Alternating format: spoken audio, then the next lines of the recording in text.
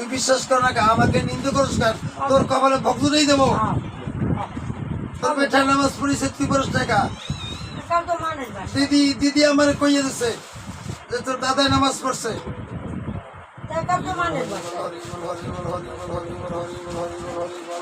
হরে কৃষ্ণ হরে কৃষ্ণ রাম রাম রাম হরে অভিনন্দন হরে অভিনন্দন হরে অভিনন্দন হরে অভিনন্দন।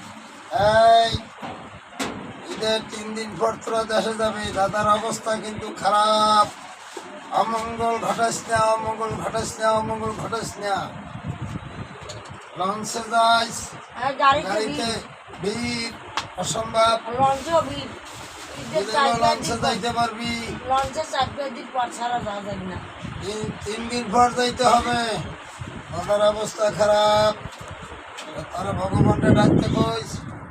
ওই তো রসুল্লাহ আছে, হেয়ে দূরত করতে কইস। ও এই রসুলের কালেমা আছে, হেয়ে পড়তে কইস। তুই পড়িস, ভয় পরিষ্কার থাকিস, নামাজ পড়িস, ভগবানের কাছে কান্নাকানি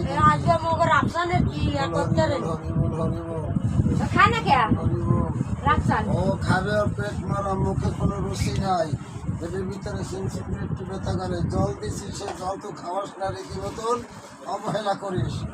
খাওয়াই তো খাওয়াই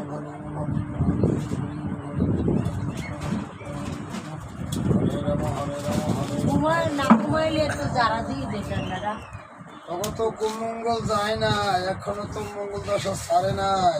আজকে আমার মাছ নষ্ট হয়ে গেছে ব্যানে, আবার ব্যানে রোডে পড়ছি। অত পড়িয়ে গেছস, বেটা দুজনই পাইছে, তোর বেটা বেশি হয়েছে। আমার মাথা বাড়ি লাগবে, আরো মাথা বাড়ি লাগবে। তোরা মানত করছো অনেক কিছু, সে মানত তো হোক দাও নাই। একটা কাজ ভালো করছো, ইফতারের জন্য আজকে টাকা পয়সা দিছো, এটা খুশি হয়েছি আমরা, ভগবান খুশি হয়েছে। তোর ছেলের স্বপ্ন দেখাইছে, তোর প্যাডের ছেলে হইলে তো তুই সময় পাই না। এই 2-3 দিনের মধ্যে খাই দিব। হরে কৃষ্ণ হরে কৃষ্ণ ঘরে